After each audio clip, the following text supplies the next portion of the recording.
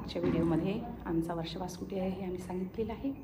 आता माझ्या मागे जे अधिष्ठान दिसत आहे ते अधिष्ठान आमच्या बुद्ध चतुपरीसा भिकुनी संघाचं हे अधिष्ठान असं असते। याच्यामध्ये आपल्याला दिसत असेल की सर्वात वर जे आहे ते त्रिपिटक ठेवलेलं आहे आणि त्याच्या खाली मात्र बुद्धांची प्रतिमा आहे आणि त्याच्या समोर बुद्धांचे धातू ठेवलेले आहे। तर अय्याजी म्हणतात, ते धम्मदेशना देतात, त्याच्यामध्ये सांगतात की आम्ही त्रिपिटक का सर्वात वर ठेवलेला आहे, त्याचं कारण काय आहे। तर हा त्रिपिटक जो आहे तो जेव्हा भगवंतांनी महापरिनिब्बाणाची घोषणा केली होती, वैशाली येते तिथे 3 महिन्यापूर्वी त्यांनी महानिब्बाणाची घोषणा केली होती।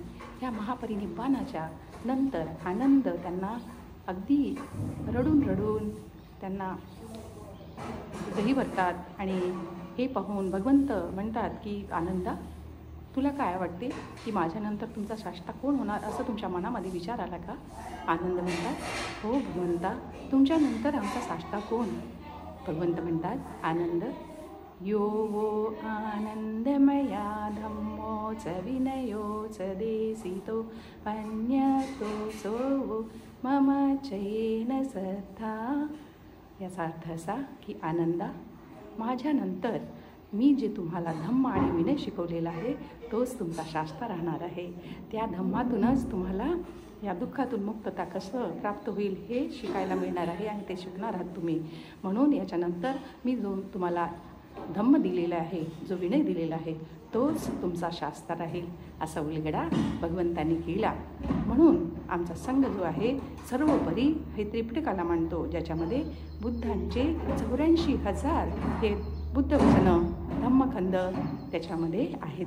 म्हणून आम्ही या त्रिपिटकाचं वाचन आणि त्रिपिटकात असलेल्या 3 त्रिपिटक म्हणजे 3 पीठक, एक सुत्त पीठक, एक विनय पीठक आणि एक अभिधम्म पीठक। तर आम्ही अभिधम्माचा पीठकाचा अभ्यास यामध्ये जास्त करतो। अभिधम्म पीठक म्हटलं म्हणजे ज्याच्यामध्ये भगवंतांनी आपल्या आईला तावतिंसामध्ये जाऊन शिकवलेला अभिधम्म, ज्यामुळे त्या तावतिंसामध्ये त्यांच्या आई ज्या देवदूत रूपामध्ये होत्या त्या आणि अजून 80 कोटी देवता ते अभिधम्म ऐकून श्रोतापन्न झाले होते। तर याचा अभ्यास आम्ही दररोज करतो।